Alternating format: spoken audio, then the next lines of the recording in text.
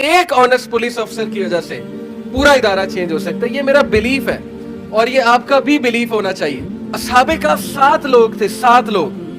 پورے روم کو وقتہ ڈال دیا تھا انہوں نے جب بادشاہ کے سامنے اعلان کیا کہ بھئی ہم تمہاری کرپشن نہیں مانتے, ہمارا رب اللہ ہے اور ہم اسی کی عبادت کریں گے. اور وہ 7 لوگوں نے غار میں جا کے پناہ لی اور اللہ تعالیٰ نے 309 سال انہیں سلایا, اور اس کے بعد جب اٹھے تو سارا روم مسلمان ہو چکا تھا. تاریخ گواہ اس بات کی.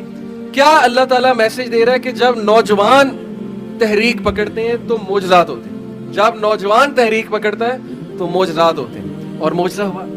وہ یہ سمجھتے ہیں کہ یار 7 لوگوں کی وجہ سے کیا ہوگا, کیسے چینج آئے گی. 7 لوگوں کی وجہ سے پورا روم مسلمان ہو. تو میں آپ کو بتا رہا ہوں ایک آنےسٹ پولیس افسر کی وجہ سے پورا ادارہ چینج ہو سکتا ہے. یہ میرا بلیف ہے اور یہ آپ کا بھی بلیف ہونا چاہیے.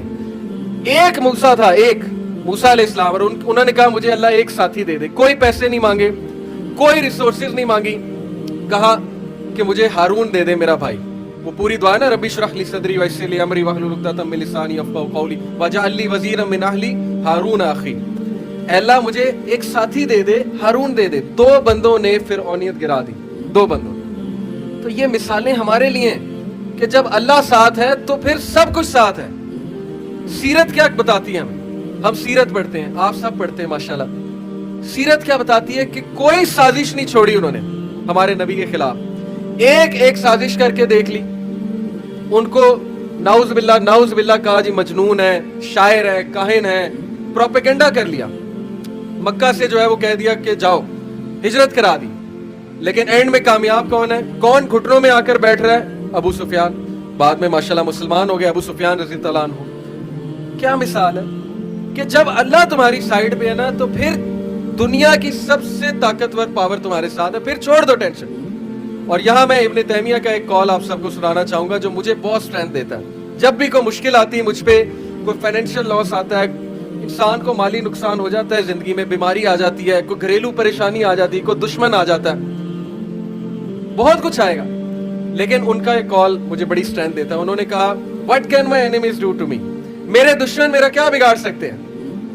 wherever I go I carry my jannah with me, جہاں بھی میں جاتا ہوں اپنی جنت ساتھ لے جاتا ہوں. کہتے ہیں اگر وہ مجھے ملک سے نکالتے ہیں, جلا وطن کرتے ہیں, تو یہ میرے لیے سیر و سیاحت ہے اور میں اللہ تعالیٰ کی جو ہے وہ زمین دیکھوں گا.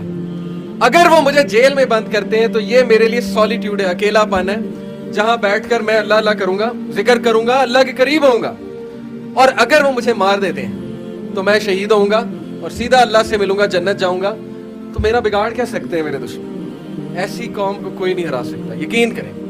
ایسے انسان کو کوئی مات نہیں دے سکتا جو اپنی جنت ساتھ رکھتا ہے ہر وقت. یہ کنسیپٹ بھائیوں یقین کریں, جو فلسفہ زندگی کا اللہ نے آپ کو دے دیا ہے نا مسلمان ہونے کے ناطے, اور جو فلسفہ ہمارے نبی نے ہمیں دے دیا, یقین کریں اس کو تھام کے اگر آپ چلیں گے ساری عمر تو انشاءاللہ زندگی میں بھی عزتیں ہیں اور آخرت میں بھی بہت عزتیں ہیں.